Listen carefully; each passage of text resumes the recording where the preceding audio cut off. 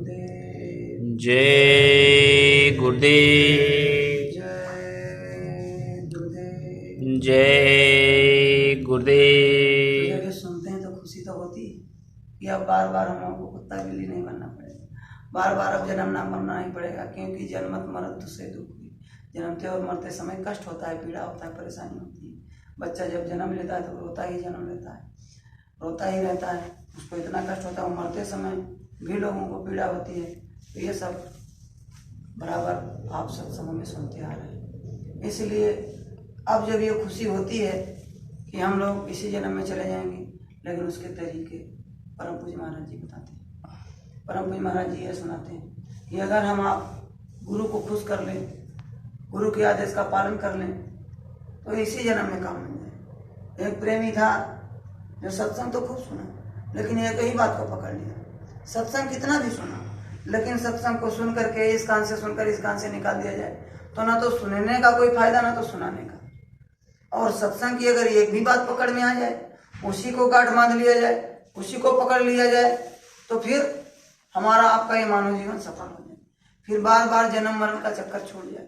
इसीलिए सत्संग के वचनों को सुनना चाहिए, सत्संग के वचन को सुन करके और उसको याद करना चाहिए, उस पर चलने का प्रयास करना चाहिए। तो एक बार इसी तरह तो दो भाई जा रहे थे ऐसे जंगल से लकड़ी लेकर, तो बड़े भाई ने कहा कि अरे आगे सत्संग हो रहा है, सत्संग जब वहां पहुंचना तो कान में उंगली लगा लेना, सत्संग मत सुनना, नहीं तो अगर सुन लोगे तो बहुत पाप लग जाएगा, तुमको फंस जाओगे, इसलिए सत्संग के वचनों को मत सुनना, आगे सत्संग हो रहा है तो आप कान में उंगली लगा लेना। तो सत्संग सुना, सब जैसे देखा कि सत्संग हो रहा है तो दोनों वो कान में उंगली लगा लिया, बड़े भाई ने भी लगा लिया और छोटे ने भी लगाया, लेकिन उसका बोझा थोड़ा सा वजन था, तो उसके हाथ कान से एक उंगली निकल गई। जब निकल गई और उसके कान में एक आवाज पड़ गया। क्या आवाज पड़ गया कान में?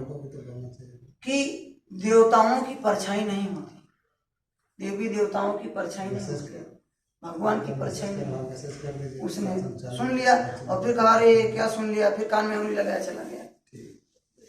जब वो चला गया, घर पर गए, सब अपना भोजन पानी किए, सो गए। रात जब हुआ, उसके घर में कोई फंक्शन, कोई शादी वादी होने वाला था, तो सब घर गाना लेकर के आए थे, रखे थे, कुछ ऐसा माहौल था। तो उसके घर में चोर आए चोरी करने के लिए, और सेंध लगाया। सेंध जानते हो, दीवार को काट करके अंदर जाते हैं, दीवार को काट करके अंदर घुस गए चोर। तो जब वहां गए तो सब माल धीरे धीरे धीरे धीरे बाहर करने लगे। तो वो छोटा भाई जो था, जिसके कान से उंगली निकल गई थी, वो रात में जगा, उसने देखा कि अरे ये सब लोग सामान लेकर बाहर जा रहे हैं। तो गया, अपने बड़े भाई को जगाया, उठाया उसको। उसने कहा कि अरे क्यों जगाया? तो बताया कि देखो लगता है कि चोर आए हैं और सब सामान ले जा करके बाहर कर रहे हैं। अरे कहा कि तुम सो जाओ, रात को देवी देवता आते हैं, देखने के लिए आते हैं, इनके घर में क्या है, बरकत देने के लिए आते हैं, और तुम डिस्टर्ब करोगे तो वो भाग जाएंगे, चले जाएंगे, जाओ सो जाओ। तो उसने भी कहा कि चलो ठीक है। वो गया, आराम करने लगा। फिर थोड़ी देर बाद देखा, फिर देखा कि फिर कोई बक्सा लेकर जा रहा है, कोई कुछ सामान लेकर के जा रहा है।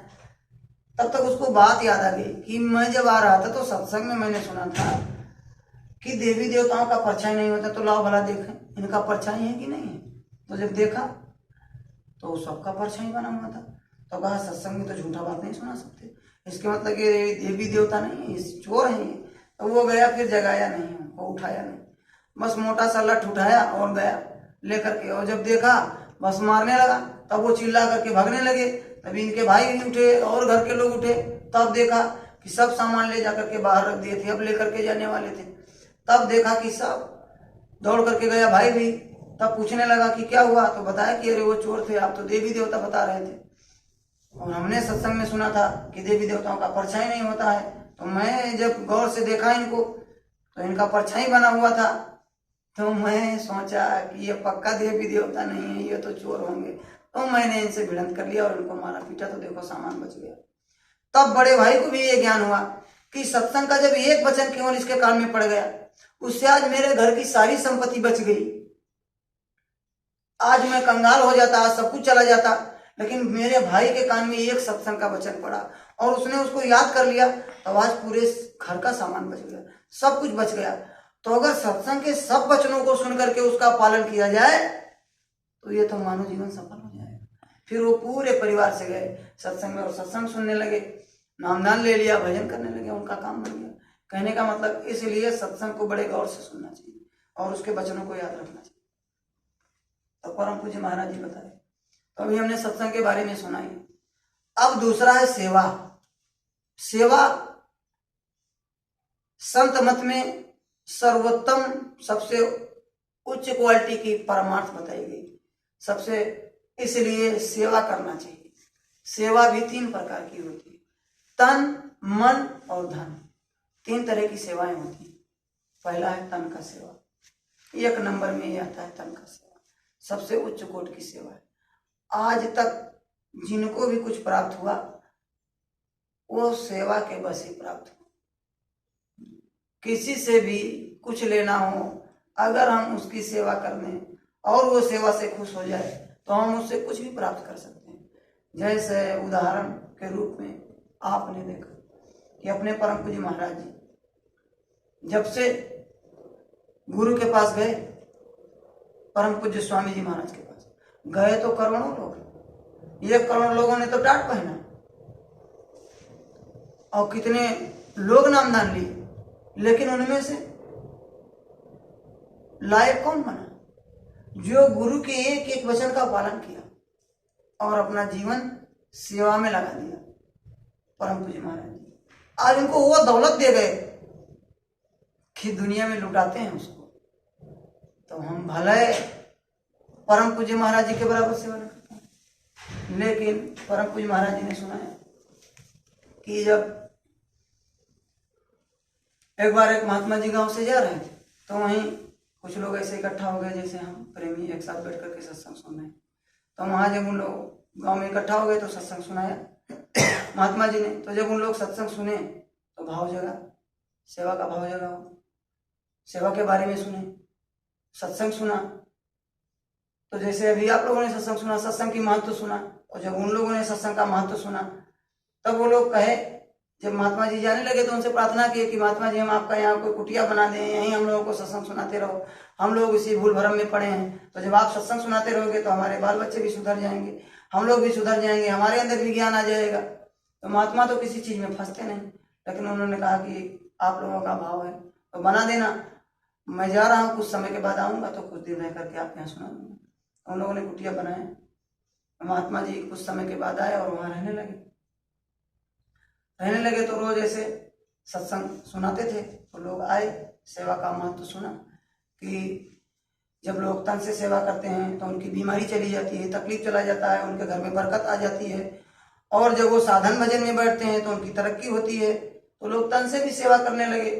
और एक छोटा सा वहीं पर एक गरीब आदमी रहता था, छोटा मोटा दुकान खोले था, मोदी उसको कहते थे, मोदी पठान नाम था उसका। तो वो भी सत्संग में आने लगा। और उसने सुना कि अगर धन की सेवा की जाए तो धन से भी लाभ मिलता है, अगर कोई 1 देता है तो मालिक कहते हैं उसको मैं 10 गुना करके वापस करता हूँ।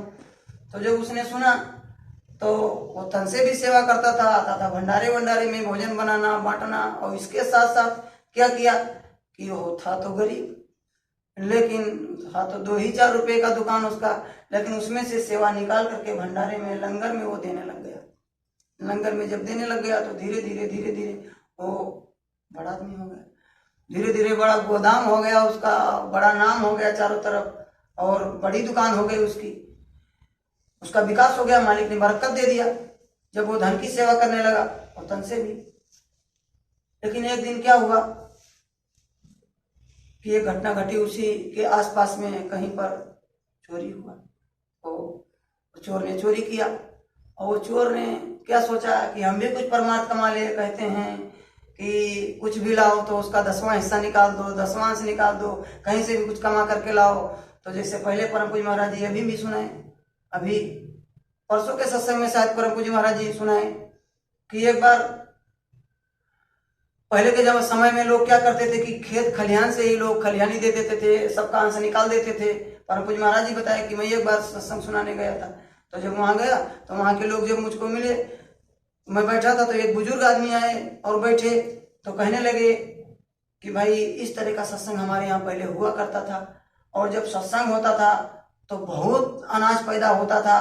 और फिर उसने ये भी कहा कि जब सत्संग लोग सुनते थे तब 10वां हिस्सा निकालते थे, अपना कमाई का जो अनाज पैदा होता था उसका 10वां हिस्सा निकाल देते थे, और जो कमाते थे उसमें से दे देते थे, और लोग भंडारा चलाया करते थे तो अनाज खूब पैदा होता था। तो महाराज जी ने कहा कि मैंने पूछा अब क्या हो रहा है? तो कहा कि अब तो बहुत कम पैदा होता है, पहले के हिसाब से अब तो बहुत कम अनाज पैदा होता है। तो कहा महाराज जी ने कि मुझको भी सीख मिली। महाराज जी उस समय सत्संग में बताया कि मैंने भी कहा कि देखो कितनी अच्छी बात है। इसी तरह से जब लोग निकालते थे तो ऐसे मिलता था, तो उसका चारों तरफ नाम हो गया। तो वो भी सुना था ये बात, तो चोर ने भी सुना था, तो उसने भी सोचा कि मैं भी भंडारा कर देता हूँ, चुरा के तो लाया हूँ लेकिन पहले इसमें से लोगों को खिला देता हूँ। तो जब चोर ने खिलाया, भंडारा किया, तो सबको निमंत्रण बांटने गया एक तरफ से सबको। तो मोदी पठान को भी बुलाने आया, तो ये भी सोचा कि चलो बुलाने आया तो मैं चला जाता हूँ, तो चला गया।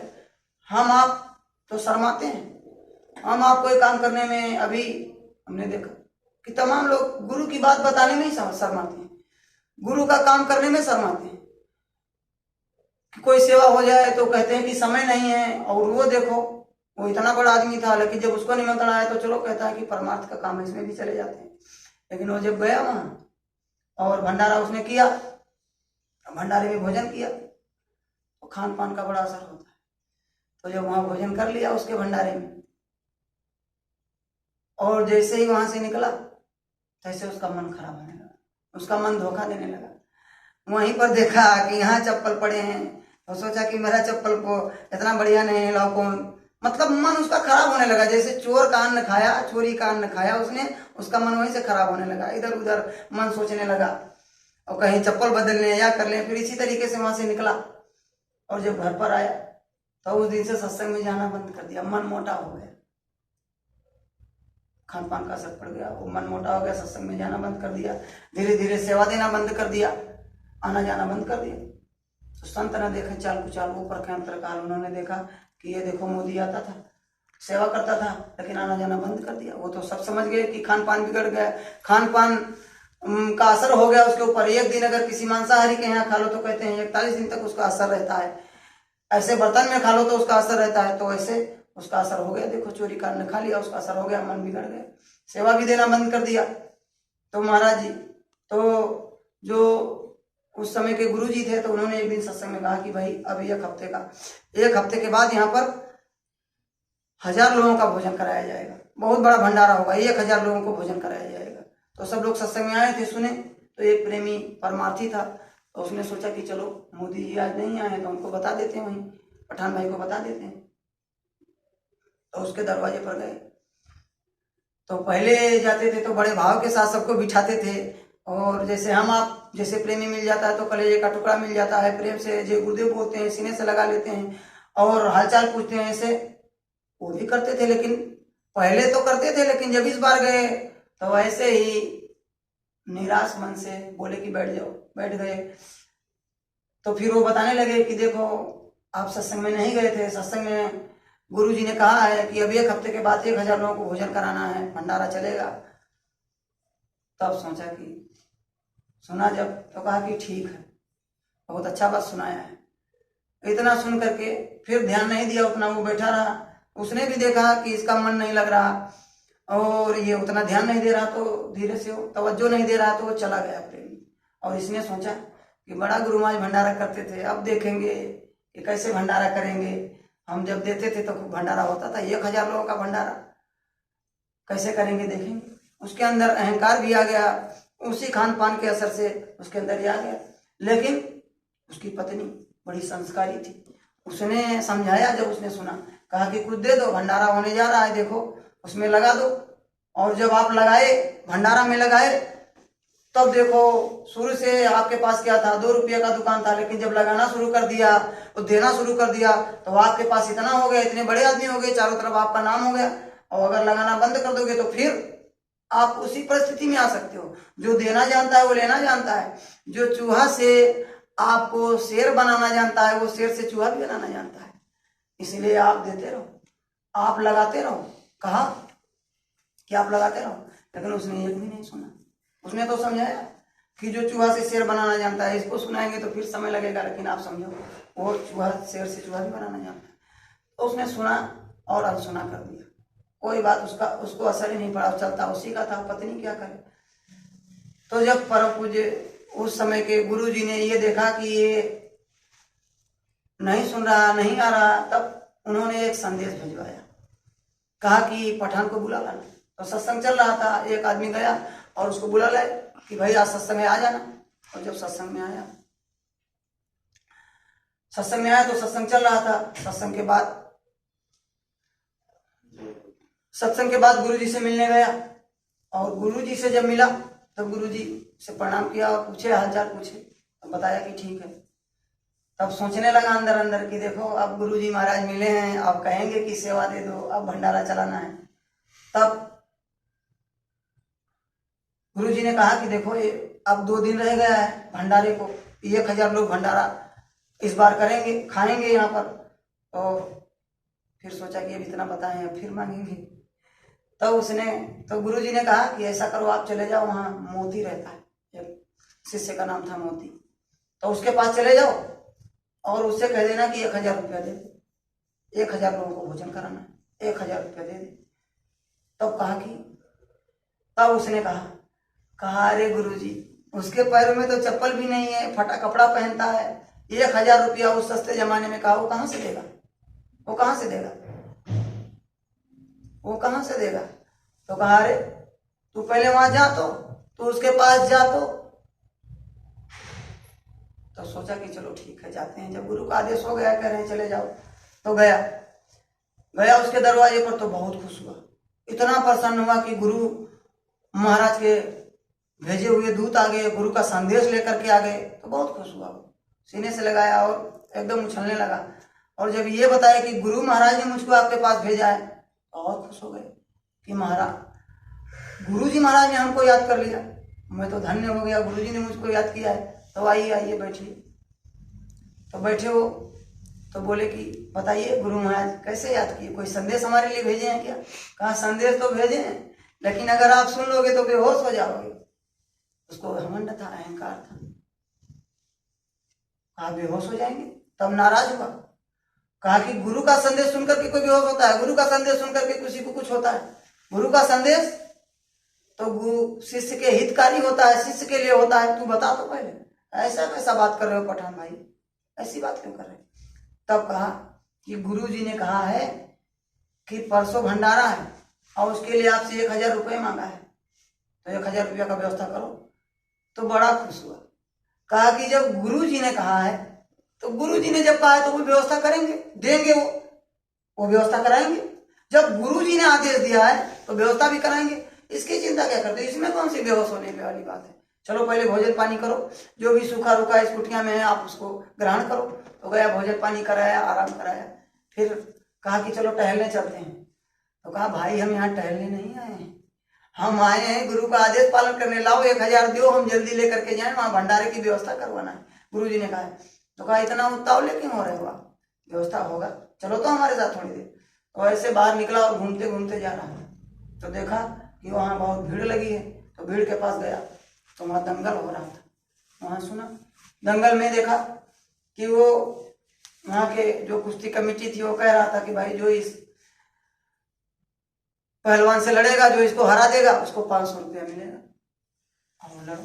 तो भाई कोई नहीं तैयार हो, बहुत नामी दंगल वो पहलवान था, कोई उससे जीत ही नहीं पाता था, तो कोई तैयार ही नहीं हुआ, कोई नहीं तैयार हुआ। तो अब वो देखा कि मुझसे लड़ने वाला कोई नहीं है, तो वही बोला, वही कहा, उसी ने बोला, पहलवान नहीं कहा कि भाई कोई लड़ने वाला आ जाओ। जब देखा कोई लड़ने वाला है ही नहीं, तो कहा कि कोई लड़ने वाले आ जाओ हमसे, अगर कोई लड़ोगे और जीत जाओगे तो 500 रुपया तो कमेटी देगी और 500 रुपया हम भी दे देंगे आप, अगर जीत जाओगे 1000 मिलेगा। तो फिर तब भी अब कोई लड़ने के लिए तैयार नहीं कि भाई जीतेगा कौन, कौन जाएगा वहां मरने। तो फिर कहा कि अगर हार भी जाओगे तो भी 1000 रुपया दिया जाएगा, कोई लड़ने के लिए आ जाए। तो सब धीरे धीरे अपना हाथ पैर को चढ़ाने लगे कि राव जाते हैं लड़ने के लिए। लेकिन फिर उसने कहा कि 1000 तो देंगे, लेकिन जो हारेगा उसको यही मारते मारते मार डालेंगे, और 1000 उसके घर वालों को देंगे। तो सब धीरे से फिर पीछे हो गए। लेकिन ये मोती तुरंत धोती वोती पहने था और ऐसे चढ़ाया, और एकदम दुबला पतला था, और कूद करके उसी में चला गया। बिल्कुल 1 मिनट नहीं रुका, और छलांग लगा के गया कुश्ती लड़ने के लिए। अब वो देखा उसको नीचे से ऊपर तक दुबला पतला आदमी, ये क्या लड़ेगा। तो उसको ऐसे बुलाया, इधर आओ। तो गया, कहा क्या कर रहे हो? अरे मरने आए हो? तो कहा हाँ मरने आया। तो पूछा क्यों? कहा कि 1000 रुपये के लिए। क्या करोगे 1000 रुपया? कहा वो देखो खड़ा है वो मोदी पठान, उसको देना है। वहाँ कर्जा लिया क्या? कर्जा नहीं लिया, आज तक कर्जा नहीं लिया। मुझको गुरु मिले जब से, और उन्होंने बताया कि कर्जा तो आज तक नहीं लिया है। जो भी गुरु महाराज की दया से है उसी में काम चलाता हूँ। तब क्यों 1000 रुपया के लिए मरने आया है? तो कहा गुरु महाराज के वहाँ भंडारा है, और गुरु महाराज ने आदेश दिया है कि हमको 1000 रुपया देना है, और मैं बहुत गरीब हूँ, मेरे पास है नहीं। तो गुरु महाराज के आदेश पर मुझको 1000 रुपया वहाँ भंडारे के लिए देना है, और मैं तुरंत कहीं व्यवस्था नहीं कर सकता। तो आज आपके यहाँ लड़ेंगे और आप हमको मारते मारते मार डालोगे, और 1000 हमको दे देना, और मालिक के गुरु के आदेश का पालन तो हो जाएगा, भंडारा तो चल जाएगा। गुरु महाराज ने 1000 रुपया मांगे तो कम से कम हमारा 1000 रुपया का सेवा तो उसमें लग जाएगा। तो उसने कहा कि अरे गुरु के नाम पर तुम मरने आए हो? गुरु के नाम पर? उसने सोचा कि ये गुरु के नाम पर मरने आया है, 1000 रुपया के लिए अपना जान देने आया है, इसके मतलब इसके गुरु में कुछ है, इसको जरूर गुरु से कुछ ना कुछ लाभ हुआ होगा, जरूर इसने गुरु का जलवा देखा होगा, तब तो आज ये गुरु के नाम पर मरने और मिटने के लिए तैयार है। नहीं तो कौन मरता मिटता है? सब दुनिया स्वार्थ बस है, सब स्वार्थ में लगे रहते हैं। काम बना तो ठीक है, नहीं तो चलो कौन गुरु कौन चेला, सब अपने तरीके से चलते हैं। अगर कोई भला ना हो तो दोबारा उस दरवाजे पर कोई नहीं जाता है, इस तरीके से। तो इसने तो गुरु का जलवा देखा होगा तब तो उसने कहा कि अरे गुरु का अपने दर्शन कराएगा? तो वो कहा जब जिंदा रहूंगा तब तो कराऊंगा, अरे मैं जब मर ही जाऊंगा तब क्या आपका दर्शन कराऊंगा। तो कहा कि तो मैं आज हार जाता हूं, आज मैं हार जाऊंगा, लेकिन आपको गुरु का दर्शन कराना पड़ेगा। तो कहा कि ठीक है भाई, जब मैं जिंदा रहूंगा तो जरूर दर्शन कराऊंगा, चले चलूंगा आपको। तो कहा देखो पहले तो एक दो बार मैं पटकूंगा आपको, और इसके बाद हारूंगा, नहीं तो कहेंगे ये सेटिंग हो गया है। तो गया लड़ने लगा, तो 2-3 बार उसने पटका। अब ये दुबला पतला था, ये तो कभी कुश्ती लड़ा नहीं था, लेकिन गुरु को याद किया। ये अब तो ये लगता है वास्तव में मुझको मार डालेगा। 2 बार हो गया, 3 बार पटक दिया इसने तो, और जब पटकता था तो उसको चोट लगता था, तकलीफ होती थी। तब गुरु को याद किया, और जैसे ही गुरु को याद किया, परम पूज्य महाराज जी सुनाए कि जैसे राम को जब धनुष तोड़ना हुआ तो उनके अंदर भी वो पावर नहीं थी। कहा गया कि गुरु प्रणाम मने मन कीना, अति लाघव उठाए धन लीना। वो पावर नहीं था, पहले छुए तो लेकिन उठा नहीं पाए, तब गुरु को प्रणाम किया। गुरु प्रणाम मने मन कीना, अति लाघव उठाए धन लीना। फिर उसको उठाते छूते उठाते खींचते किसी ने देख ही नहीं पाया, और इतने में धनुष टूट गया। इतना पावर गुरु का आ गया। ऐसे ही उसने जब गुरु को याद किया तो इतना पावर आ गया, यूं उठा करके, और उसने जब गुरु को पटका था नीचे था, और जैसे ही गुरु को याद किया, इतना शक्ति और ताकत आ गई उसके अंदर कि उसके ऐसे पैर को पकड़ कर और तुरंत उठा के पटक दिया, उस पर बैठ गया। वो पहलवान भी नहीं जान पाया, समझ पाया कि इसके अंदर इतना ताकत कहां से आ गई, और वो हार गया, और 1000 रुपये भी मिल गया। अब गुरु के आदेश का पालन भी हो गया। इस दृष्टांत को परम पूज्य महाराज जी ने इसलिए सुनाया, इससे कई शिक्षा मिला। एक तो ये शिक्षा मिला कि देखो जब लोग सत्संग सुने तो लोगों के अंदर जागरूकता आई, और लोगों ने गुरु को अपने हृदय में बसाया, अपने वहां चाह के गुरु हमारे यहाँ रहने लगे।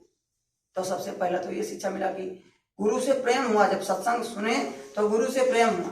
और दूसरा ये, जब सत्संग और सुनने लगे तो उनको तन से और धन से सेवा करने का क्या लाभ मिलता है, ये भी शिक्षा मिला। और उसमें ये देखा गया कि कुछ नहीं था, लेकिन जब गुरु के दरबार में आया और गुरु के आदेश में जो भी उसके पास था 2-4 रुपया 1 रुपया वो जब लगाने लग गया तो धीरे धीरे बरकत देना गुरु ने शुरू किया। और बरकत देते देते वो इतना बड़ा आदमी हो गया कि वो चारों तरफ उसका नाम हो गया। जिधर निकलता था लोग कुर्सी छोड़ देते थे कि बैठो, मोदी पठान हो गया। लेकिन जब अहंकार आ गया, बड़ा आदमी हुआ, खान पान जब बिगड़ा, उसके बाद इसी दृष्टांत में ये समझ में आया कि देखो अन्न का असर होता है, इसलिए हम खान पान जब भी करें तो थोड़ा सा देखभाल करें। इसी दृष्टांत में ये भी समझ में आता है। तो जब खान पान का असर हुआ तो मन मोटा हो गया, अहंकार आ गया उसको। लेकिन फिर परम पूज्य महाराज जी ने बताया कि इसी दृष्टांत में ये भी समझ में आया कि गुरु से अहंकार नहीं करना चाहिए और ये नहीं सोचना चाहिए कि मैं ही करता हूं तब सब होता है। कभी नहीं सोचना चाहिए मेरे वजह से ये सब कुछ हो रहा है।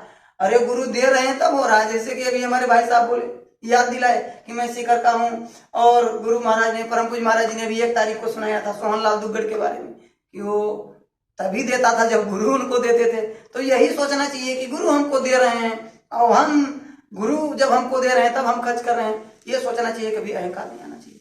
परम पूज्य महाराज जी ने ये बात बताया। ये भी उस दृष्टांत में और दिखा भी दिया जब लोगों को परम पूज्य स्वामी महाराज जी ये बताए कि जब देखो ये लोग सोच लिए कि ये गरीब हैं, इनके पास कुछ नहीं, ये क्या कर पाएंगे। तो परम पूज्य महाराज जी ने बताया कि देखो गुरु की दया से नाले को चाहे तो दरिया बना दें, जिस पर जो दया चाहे तो वो कर दें, जिससे जो चाहे वो ले लें सेवा।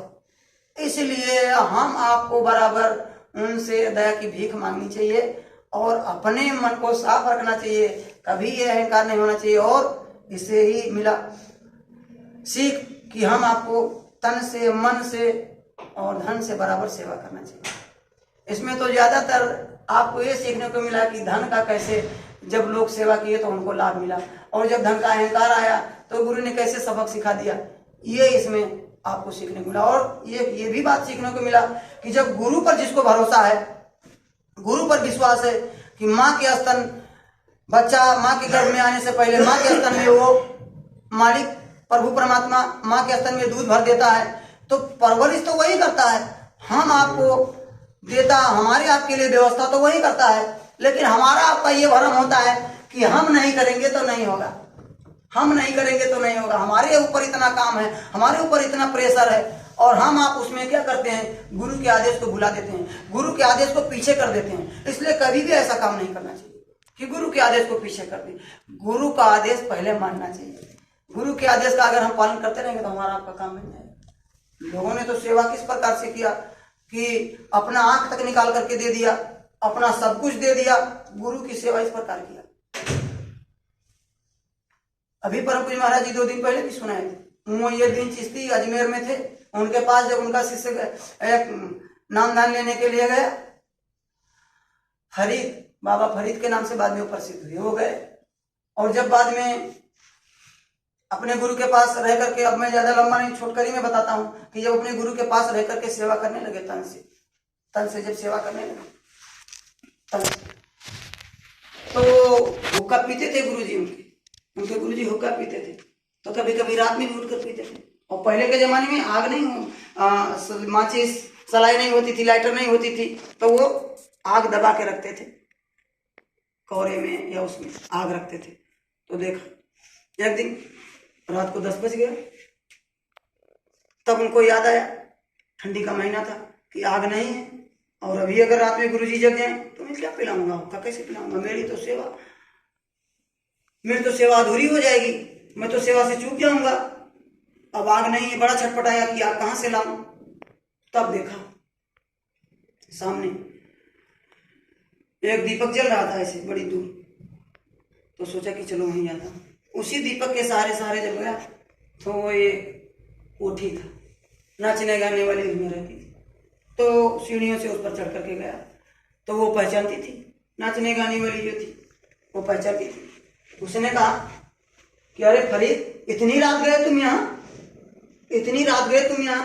वो तो वही सोची कि भाई मन खराब हुआ होगा या मन में कुछ ऐसा चला होगा, यहाँ आ गया, वो भी रात को इतनी, हमारे कोठी पर ऐसे ही लोग आते हैं यहाँ। तो उसने सोचा कि अरे फरीद, तू रात गए यहाँ इतनी रात को यहाँ, तब कहा बहन क्या करूं,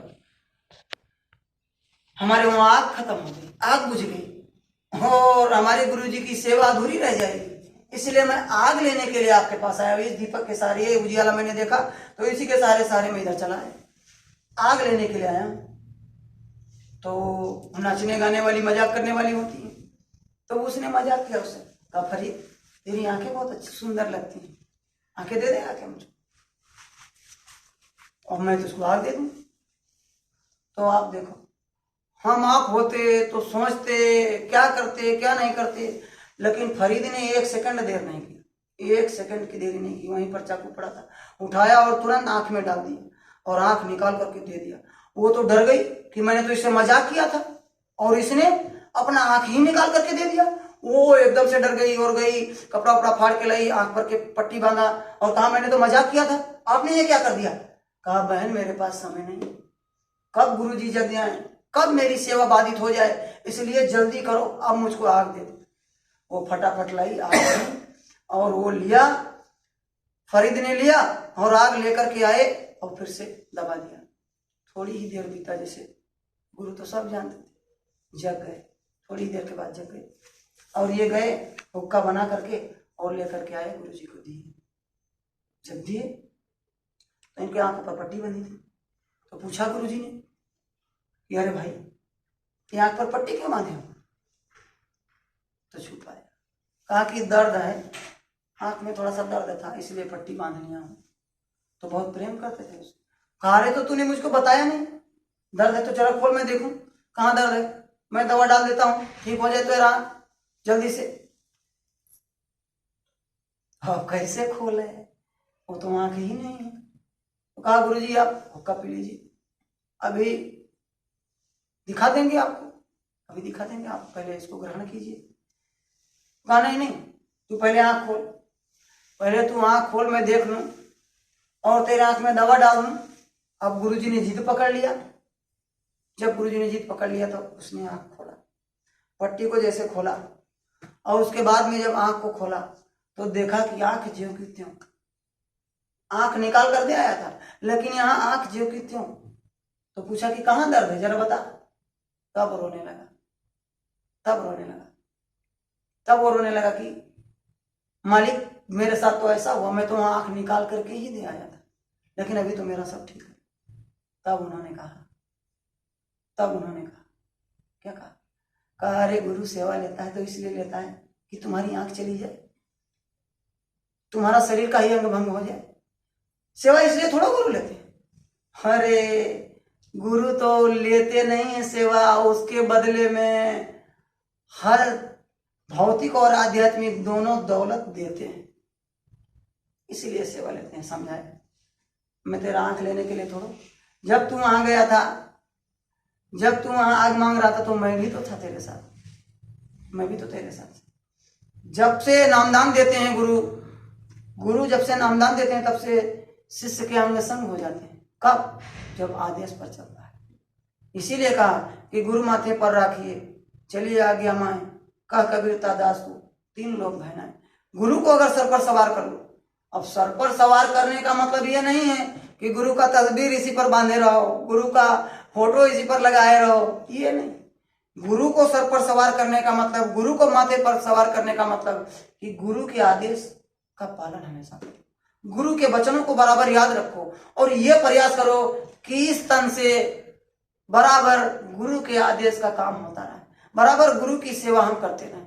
अब गुरु की सेवा ये नहीं कि हाथ पैर दबाना है, आप यहाँ विदेश में हो तो यहीं पर जो आपको सेवा मिल जाए, समझाने का, बताने का, हफ्ते में 1 दिन साप्ताहिक में आने का और कहीं पर भोजन भंडारा वितरण करने का, नए लोगों को जोड़ने का, आप जब कहीं निकलो, जहां भी काम करते हो, जहां भी रहते हो, गुरुदेव तेरी चर्चा, जब मुंह खुले तो निकले, तन धन जगत की चर्चा, सब चित्त मन से भूले। जब भी आप कहीं पर रहो तो कुछ ना कुछ बात गुरु के बारे में, महाराज जी के बारे में, अपने मिशन के बारे में, शाकाहारी के बारे में, और उसके घर में पीड़ा परेशानी कोई तकलीफ है तो वो कैसे दूर हो, ये उसको बात बताते रहो। जब उसको लाभ मिलने लग जाएगा, नाम धोनी के बारे में आप बता दोगे, उसके घर में कोई तकलीफ हो, पूछो हाल चाल। पहले तो उसको तो अपना बनाओ, पहले उससे उसके बारे में पूछो, उसके घर के बारे में पूछो कि भाई कोई दिक्कत परेशानी तो नहीं है, आप विदेश में हो।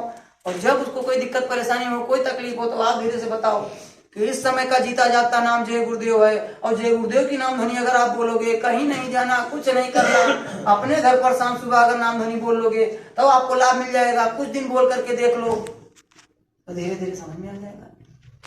और जब वो बोल लेगा, जब उसकी तकलीफ चली जाएगी, मन अशांत रहता है, तकलीफ में रहता है, यहाँ रहता है, उसके घर में कुछ बिगड़ने लगता है। कभी कभी ऐसा होता है, सबके साथ होता है कि यहाँ है और कोई अर्जेंट काम पड़ गया, कोई दिक्कत हो गई, तो आप बताओ उनको, समझा के रखो पहले से कि ऐसे समय पर आप गुरु को याद करो, जय गुरुदेव नाम बोलो, आपको लाभ मिलेगा। ये सब जगह मददगार हैं, हर जगह मदद करते हैं।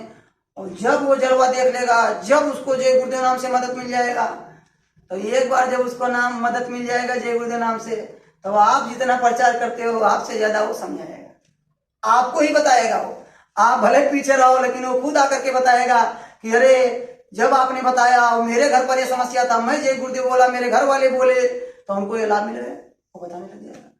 तो देखो काम धीरे धीरे होता है, धीरे धीरे ही हम अगर एक दो लोगों को समझाते रहे, जहाँ काम करते हैं अपने मित्रों को ही समझाते रहे, बताते रहे।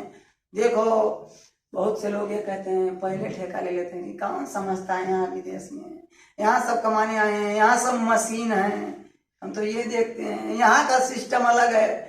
सिस्टम कहीं का भी कुछ हो, तरीका कहीं का भी कुछ हो, व्यवस्था कहीं भी कुछ हो, भोजन सबको करना है और शरीर सबको मिला है, सबको एक दिन मरना है।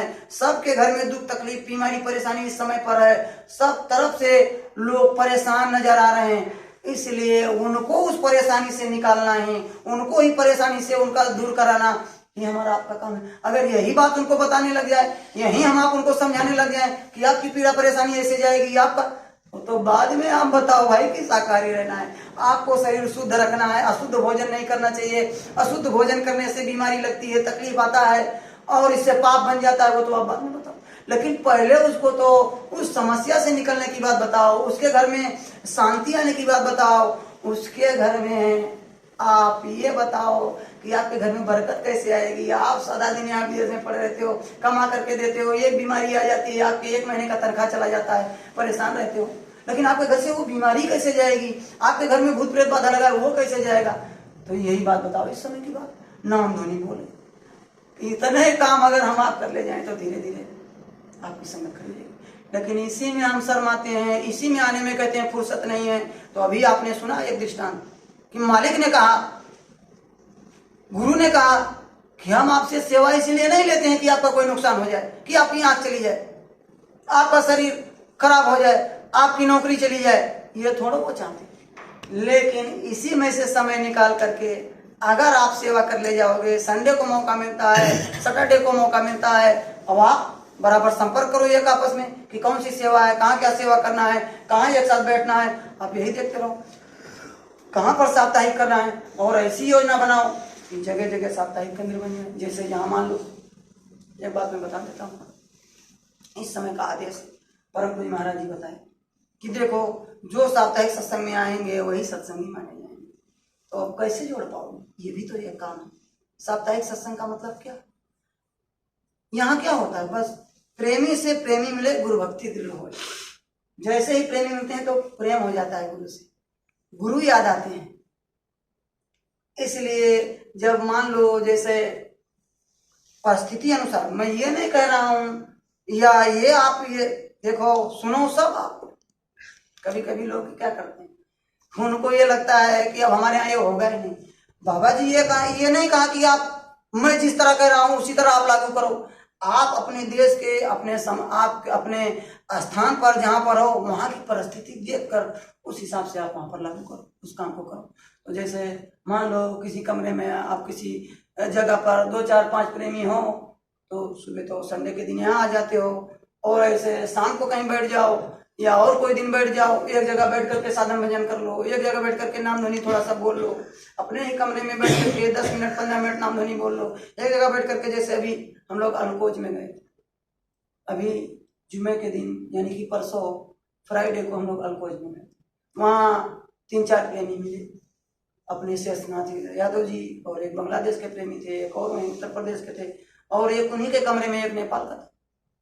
जब वहां पर गुरु महाराज की चर्चा हुई थोड़ी सी देर, और जब प्रेमियों ने सत्संग सुना और जब गुरु महाराज की बात बताई गई, तो उन लोगों ने, ये सब लोगों ने, जो लोग वहां पर थे, ये स्वीकार कर लिया कि भाई सब दिन हम अपना काम करते हैं। अब आप देखते हो कि देखो जिस देश में वहां पे तो मुस्लिम कंट्री कहा जाता है, यहाँ पर सब लोग देखो जुमा के दिन नमाज अदा करने के लिए जाते हैं, 2 घंटे का समय निकाल करके जरूर हो जाते हैं कि हम नमाज अदा करने के लिए जाएंगे। कोई काम में भी हो, कोई दुकान भी हो, हमने तो कई जगह देखा, अगर मुस्लिमों का दुकान भी है लेकिन अगर जुमा का आजान हो गया तो तुरंत शटर गिरा देते हैं, तुरंत अपना सब काम बंद करके और चले जाते हैं। अगर नुकसान होने को होता तो कोई बंद करके जाता। अब उनको क्या मिलेगा, उनके अल्लाह का वाये थे, उनके नाम पर आज तक हो जाते हैं। और आपके गुरु, आपके समर्थ संत गुरु, संसद गुरु तो अभी विराजमान है और बराबर वो देते हैं और आपकी हाजिरी लगती है, और ये भी बोलते हैं कि जहां पर तस्वीर लगा करके और आप एक प्रार्थना बोलोगे, मैं वहीं पर शब्द रूप में विराजमान रहता हूं, वो भी अपनी हाजिरी लगाते हैं, आपके बीच में आते हैं। तो आपको ये समझने की जरूरत है कि आप जहां रह रहे हो, ये प्रयास करो कि आपके वहां गुरु का तस्वीर लगा रहे। आप जाओ अपने कमरे से निकलो तो गुरु को प्रणाम करके निकलो, आप जब आओ तो गुरु को प्रणाम करो, और वहां कभी ना कभी थोड़ी देर नाम ध्वनि हो जाए, थोड़ी देर बैठ जाओ। परिस्थिति अगर आपकी है तो देख लो उस हिसाब से। तो अल्कोज में उन लोगों ने कहा कि हम फ्राइडे के दिन शाम को 8 बजे से 9 बजे तक एक साथ यहाँ पर बैठेंगे, नाम ध्वनि बोलेंगे। और पहली बार जिसने सुना उसने भी कहा हम माला ले लिया, कहा कि आज से शाकाहारी रहेंगे, और ये भी कहा कि मैं शाम सुबह रोज अब जय गुरुदेव नाम का जप करूं, माला करूं। जब आप उनको उनके भले की बात बताओ,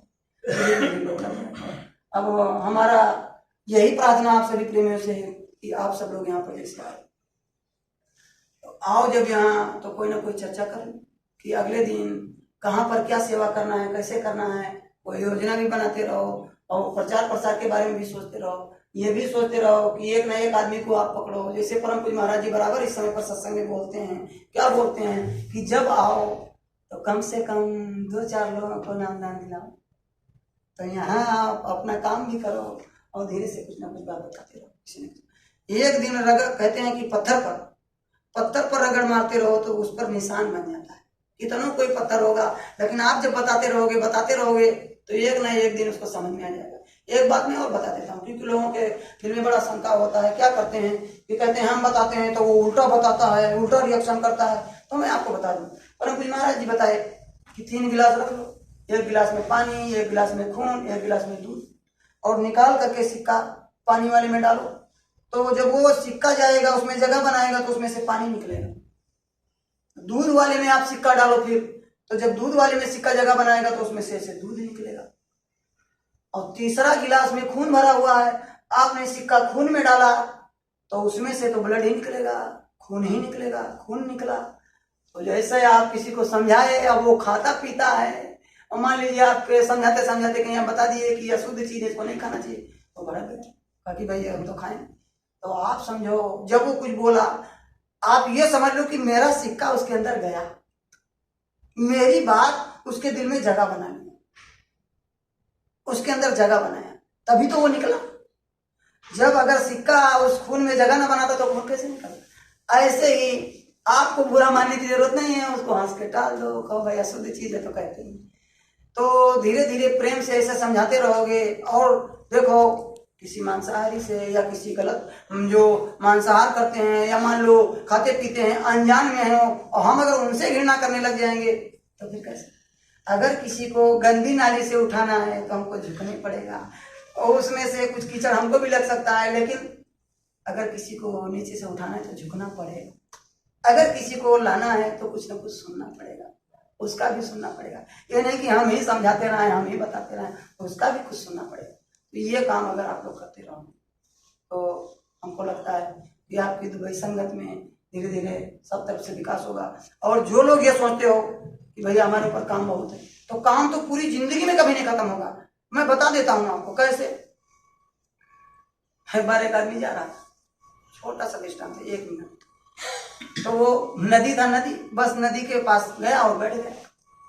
तो वहीं पर एक चरवाहा अपना गाय चरा रहा था, तो बड़ी देर तक बैठा रहा, सुबह से लगभग 2-3 घंटा बैठा रह गया।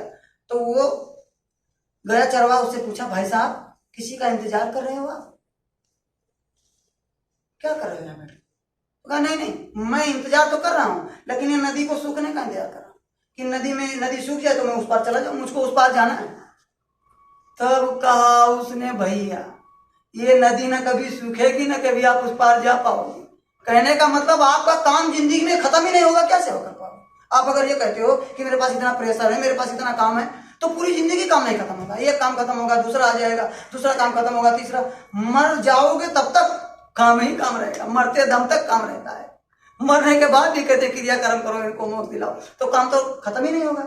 लेकिन इसी में से होशियार कौन होता है, चालाक कौन होता है? जो इसी गृहस्थ आश्रम में रहते रहते अपना काम धंधा करते करते और उसी में से समय निकाल कर और गुरु को याद कर लेता है, शाम को और सुबह 1 घंटा ध्यान भजन कर लेता है, उसी में से समय निकाल करके और गुरु के आदेश का पालन कर लेता है। गुरु के आदेश में और अपने संगत के निर्देश में कहाँ पर क्या सेवा हो, सेवा में लग जाता है। बराबर जैसे वहाँ पर वितरण होता है, कॉफी वितरण होता है, उसमें चला जाए, या यहाँ पर पानी वितरण होता है इसमें, या और कोई योजना आपकी बन जाए, आप लोग बैठ करके देख लो।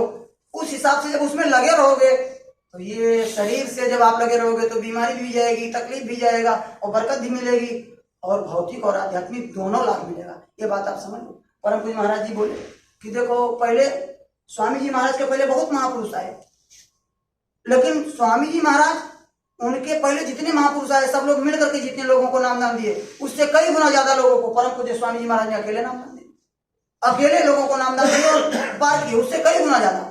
क्यों? क्योंकि स्वामी जी ने क्या किया, जो लोग उनके पास आए उनका भौतिक काम भी किया। जैसे कोई आशा से गया कि मेरी बीमारी चली जाए, मेरे लड़के हो जाए, मेरी नौकरी लग जाए, मेरे घर में ये आ जाए, तो जब इस भावना से भी गए तो वो भी पूरा हुआ और उसके साथ साथ नाम की पुड़िया भी दे दिए, दोनों काम करा दिए, मतलब आध्यात्मिक काम भी करा दिए और भौतिक। तो जब आप लगे रहोगे, आप करते रहोगे, कुछ ना कुछ करते रहोगे, तो दोनों तरक्की होगी आपकी, भौतिक भी, इधर भी विकास होगा। आप देखते जाओ, जैसे अभी आपने सुना, तो अगर लगे रहोगे आप तन से, मन से और धन से भी। मन से मतलब यही है कि सोचते रहो कैसे विकास होगा समय, कैसे यहाँ लोग जुड़ जाएंगे, कैसे सब लोग ज्यादा मजा में देखेंगे, ये भी सोचते रहो, हालचाल लेते रहो। आपको मौका मिले तो अपने सत्संगियों से बात करते रहो, सत्संग की चर्चा करते रहो, ये सब अगर काम करते रहो तो मन से, तन से और धन से भी जो हो पाओगे आप। जैसे यहाँ भंडारा चलता है, रोज पैकेट बढ़ते हैं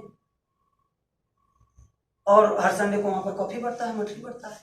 आप से जो हो पावे उसमें कुछ ना कुछ लगा दो, जो भी हो पावे लगाते जाओ, तो धीरे धीरे आपके घर में बरकत आती जाएगी, धीरे धीरे आपका विकास होता जाएगा। आप देखो जितने लोग जय गुरुदेव में गए आज तक कोई ये नहीं कहा कि मेरा आर्थिक तरक्की नहीं। जब गए तो पैरों में चप्पल भी नहीं था, गाड़ी घोड़ा से चलने लग गए, घर में बसें हो गई, करोड़पति हो गए। जिस प्रकार लोग भाव के साथ उनके पास गए, जिस प्रकार मेहनत किया, उसी प्रकार से मालिक ने फल दे दिया। ये बात आप समझ, इसलिए लगने की जरूरत है, करने की जरूरत है।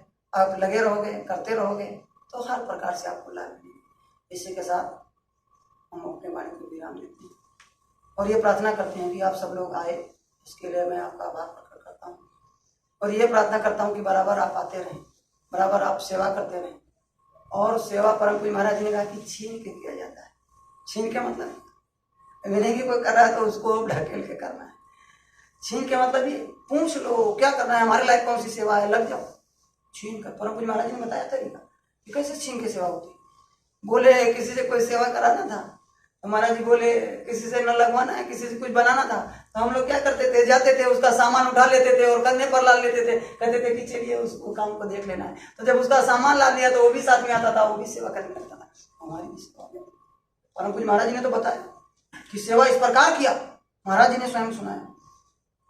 कहाँ अहमदाबाद या कहाँ का जब था, जब स्वामी जी महाराज करवाए और बोले, अभी कल भी बोले थे, अभी परम पूज्य महाराज जी कल भी बोले थे कि सेवा तो इस प्रकार किया कि जी जांगर जितना था लगा करके किया। 2-3 लोग हम साथ में रहते थे, जवान अपने उस समय जवान ही थे जब गुरु महाराज के पास आए थे। परम पूज्य महाराज जी बोले अभी, और जब कोई सेवा दे देते थे तो चाहे मेहनत की सेवा हो, कोई भी सेवा हो, हावड़ा भी दे देते थे तो 4x4 का और 10 फीट गहरा 2-3 घंटे में, सुबह 6 बजे से लगे तो 10 बजे तक दो तीन लोग हम लोग मिल करके खोद करके सेवा को खत्म करके ही गुरु महाराज के पास जाते थे।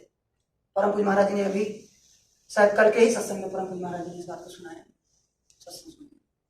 तो ये क्यों सुनाया है कि जब मैं इतने बड़े महापुरुष होकर के जिनके अंदर वो सत्ता थी उन्होंने भी किया, तो इसके लिए सुनाया कि आप लोग भी इसमें लगे रहो। जो भी सेवा मिल जाए उसमें आप सब लोग लगे रहो, सबकी सहभागिता हो जाए। अगर सेवा करने लग जाओ तो फिर सब काम नहीं। इसी तरह और वो अहमदाबाद वाला वो बाद में जब मौका मिलेगा सुना जाएगा। इतने का गुरु महाराज ने बताया कि हम भी फावड़ा लेकर लग जाते थे बिल्कुल, और काम खत्म करके ही जाते थे। तो उसी के साथ अपने बारे में ध्यान देते हैं। हमारे कहने में सुनने में जो गलती हो गई हो तो अपने घर का छोटा बच्चा समझ कर आप हमको माफ कर देंगे। बोलो जय गुरुदेव। जय गुरुदेव। देखिए अपने शर्मा जी बराबर मानी के साथ रहते हैं और भी कोई बातें हैं और यहाँ के बारे में शर्मा जी से पता कुछ और बाकी तो जय